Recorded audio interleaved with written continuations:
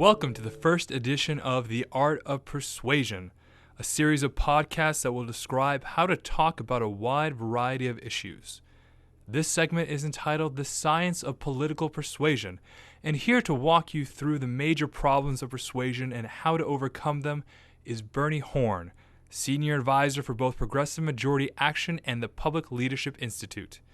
Bernie is an attorney, lobbyist, and author, and has been a staff member or consultant for hundreds of political campaigns. Bernie?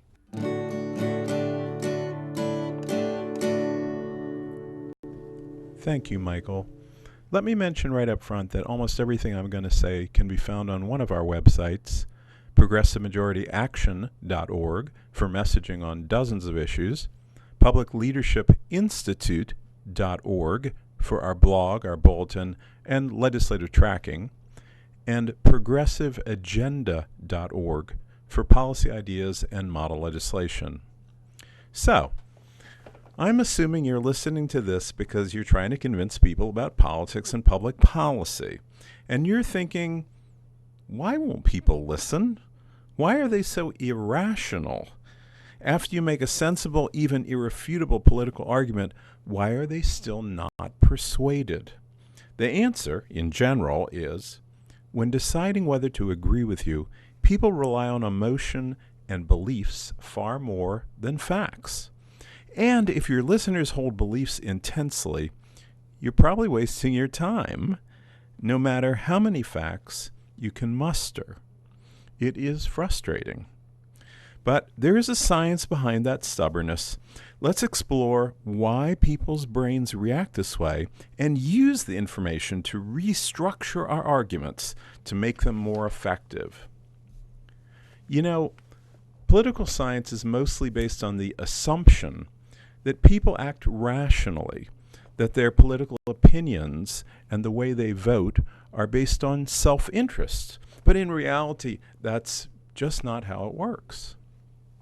Everyone carries in their heads a long list of pre-existing beliefs, stereotypes, and biases. That's Democrats, Republicans, and Independents. We all hold on to these beliefs despite self-interest and in the face of facts. All of us, every one of us, consciously or unconsciously, are seeking information that conforms to our pre-existing beliefs, while inside our minds, we ignore or refute information that seems to disprove these beliefs. It's a selective use of evidence in which we reinforce to ourselves what we already think. This is called confirmation bias, and scientists have known about it for centuries. Sir Francis Bacon wrote about it in 1620.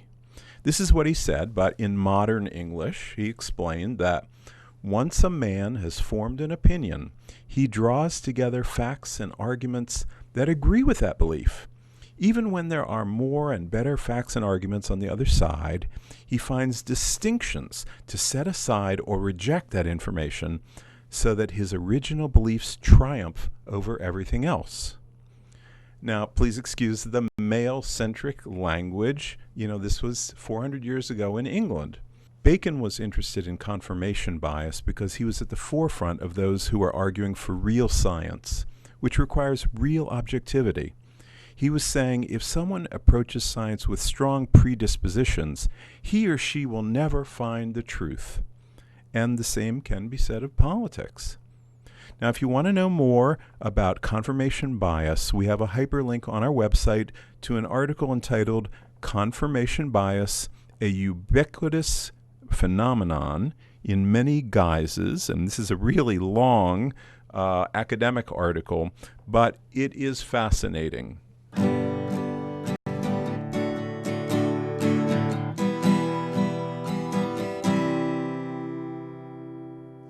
So what is the cognitive science behind confirmation bias? Let's put it this way. You're discussing politics with your Uncle Mort, who's kind of a curmudgeon, and you say, voter fraud is virtually non-existent, which is, of course, completely true. There's a directional switch in our brains called the Reticular Activating System, or RAS. It instantaneously assesses the emotional value of words and other input from our senses. Now, in this case, Mort's RAS determines that these words are emotionally charged. So it diverts thinking away from the rational part of the brain and engages the more primitive part of the brain that operates on instinct. Right away, Mort feels a strongly negative emotional reaction. And almost immediately, his brain starts to retrieve memories that, because of confirmation bias, have been stored up to reinforce his pre-existing belief. So, in his mind, it's not just that he emotionally feels you're wrong. Based on cherry-picked stored information, he factually knows that you are wrong. And it's not just Mort. Everyone's brain works the same way. When we process information, we first assess it emotionally and then compare what's coming in to memories of past experiences and beliefs. This is not partisan, it's human. In order to survive, our ancestors needed a powerful fight or flight reflex, the ability to react immediately without really thinking. And we still do that. Science writer Chris Mooney wrote a great article called The Science of Why We Don't Believe Science. Here's a couple of sentences from that. He says, "Our positive or negative feelings about people, things, and ideas arise much more rapidly than our conscious thoughts, in a matter of milliseconds, fast enough to detect with an EEG device, but long before we're aware of it. That shouldn't be surprising. Evolution required us to react very quickly to stimuli in our environment."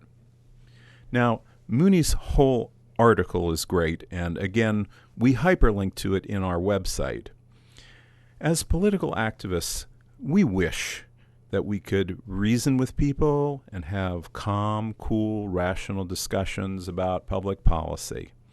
But instead, we tend to trigger in our listeners an emotional response, reminding them of memories that reinforce the emotion. We are arguing with ghosts from our listeners' past and losing. While everyone engages in some level of confirmation bias, it's easier to demonstrate this in political partisans, both progressives and conservatives.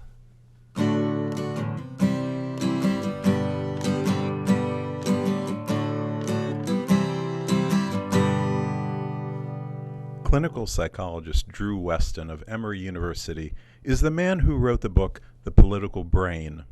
His team used a functional MRI machine to examine what was going on in the brains of partisans who supported either George Bush or John Kerry during the 2004 presidential contest. He gave test subjects a series of openly contradictory statements from each candidate. Based on confirmation bias, it was expected that each partisan would overlook the contradictions of his or her own candidate while protesting indignantly the contradictions of the other guy. And just as Weston and Sir Francis Bacon would have expected, the test subjects did that precisely. When Weston looked at the MRIs, the subjects had not engaged the rational parts of their brains. They had engaged their emotions. And further, after relying on emotion to defend their candidate and attack their opponent, the brain's pleasure center released the neurotransmitter dopamine in the nucleus accumbens. As Weston explained in the book The Political Brain, once partisans had found a way to reason to false conclusions, not only did the neural circuits involved in negative emotions turn off, but circuits involved in positive emotions turned on. The partisan brain didn't seem satisfied in just feeling better. It worked overtime to feel good, activating reward circuits that give partisans a jolt of positive reinforcement for their biased reasoning. These reward circuits overlap substantially with those activated when drug addicts get their fix, giving a new meaning to the term political junkie. This means that when you challenge pre-existing beliefs, not only are your arguments rejected, but you are also helping emotionally reward partisans for their stubbornness, deepening their attachment to false ideas. Well, what's an honest progressive to do? We can be mindful of the part of this process that we control. You can structure your argument and choose words that are far less likely to trigger that instantaneous negative emotional response. You can even trigger positive rather than negative emotions in your listeners. You might already have some awareness of emotional triggers or hot buttons. For example, you may realize that people who suffer from post-traumatic stress disorder, PTSD, have memories that are intensely painful to recall. Words, phrases, situations, and even smells can trigger those memories and cause the PTSD patient to relive the agony. On a much less dramatic scale, our brains respond to emotional triggers all the time. We react to our senses, comparing current input to our past experiences. Emotional triggers are words or other stimuli that make people subconsciously remember positive or negative situations in their past and actually relive, to some extent, positive or negative emotions from their past. The reaction within us is automatic and, again, extremely quick. So, let's review. Our brains are hardwired to engage in confirmation bias. Further, our opponents get a blast of dopamine and feel pleasure after they rebut our arguments, even when that rebuttal is based on irrationality and falsehood. That makes it seem like political persuasion is virtually impossible. And yes, it's extremely difficult to change the minds of partisans. There are conservatives, for example, who are unpersuadable, no matter how many scientists testify to the truth of global warming, no matter how much evidence shows that the death penalty doesn't deter murder, no matter the incontestability that voter fraud at the polls is too rare to worry about. In fact, politics isn't really about changing our opponents' minds. It's about mobilizing our own base while persuading that slice of voters who are persuadable.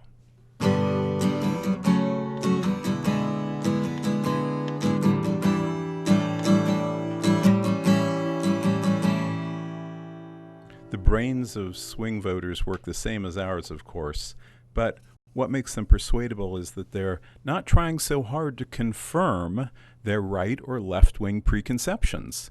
Persuadable voters don't lack political beliefs, biases, and stereotypes, but instead they carry in their heads both the progressive and conservative ideas, and they can be persuaded by either. Their minds are not partisan blue or partisan red, they're purple.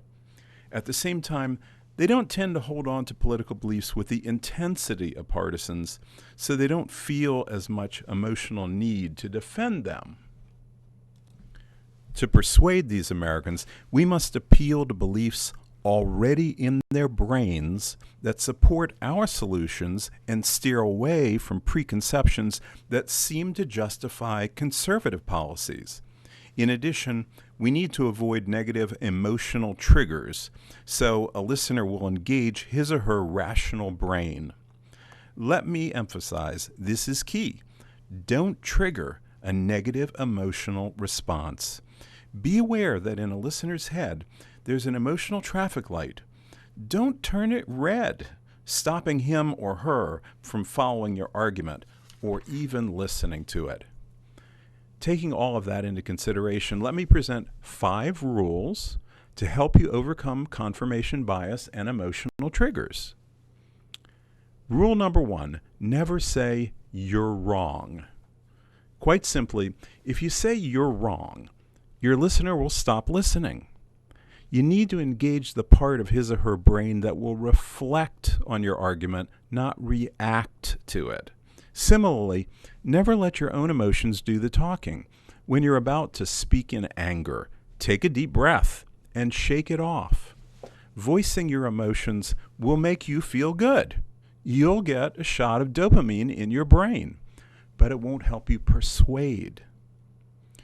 Rule number 2, use praise, friendliness, and body language to trigger positive feelings. Praise something in your listeners. Smile, project friendliness and confidence.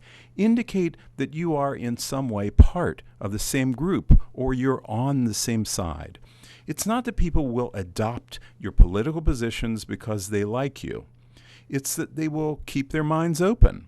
Or, as psychology professor Peter Ditto explains, when people have their self-worth validated in some way, they tend to be more receptive to information that challenges their beliefs.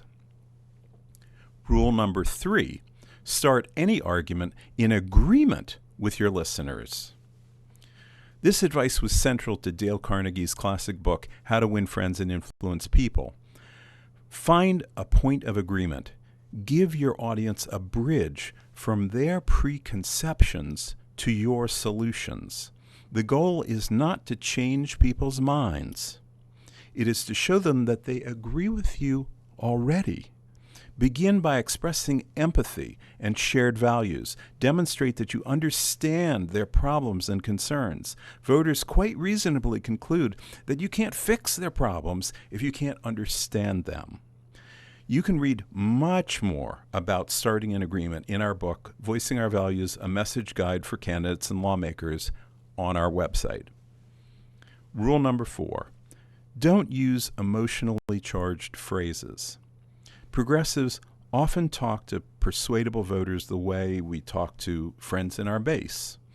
We might say corporate greed or military-industrial complex or any words that end in ism, like capitalism or fascism. We think we're speaking plainly, but persuadables really don't understand what we mean, and such language will alienate them.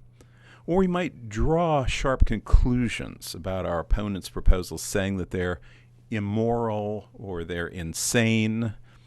These characterizations might be accurate. Nevertheless, persuadable voters will stop listening. This kind of language makes progressives feel better. It pushes our happy buttons. But for the uncommitted listener, it's a red light. Rule number 5, avoid factual arguments that voters flatly disbelieve. Yes, factual arguments. I know this is a hard one for most progressives. It is hard for me. Unfortunately, sometimes a truthful statement can be a negative trigger. Listeners will instantly engage their emotions instead of their intellects, and you've utterly failed to persuade. For example, you just can't move voters to our side by saying that widespread voter fraud is a myth, even though it is. Use other language that's laid out in Voicing Our Values in order to argue against voter ID, if you need to walk your listener away from some false information. Your best shot is to ask them to explain why they hold a particular opinion. Sometimes they will come to realize the limitations of their own understanding. That's noted by psychologist Frank Kyle. We often have reason to view our opponents as irrational. They are arguing against their own best interests and using phony information as proof. But understand they are simply engaged in runaway confirmation bias. They truly believe what they believe. People who disagree with us aren't crazy. They're human. Some can be persuaded and others can't. But to be successful in politics, we need to accept this and make the best of it. Thank you, Bernie. That was the first edition of The Art of Persuasion, a series of podcasts that will describe how to talk about a wide variety of issues. This particular segment was entitled The Science of Political Persuasion. Let me give our website addresses one last time. They are progressivemajorityaction.org, publicleadershipinstitute.org, and progressiveagenda.org. I hope you enjoyed our podcast. Have a great day.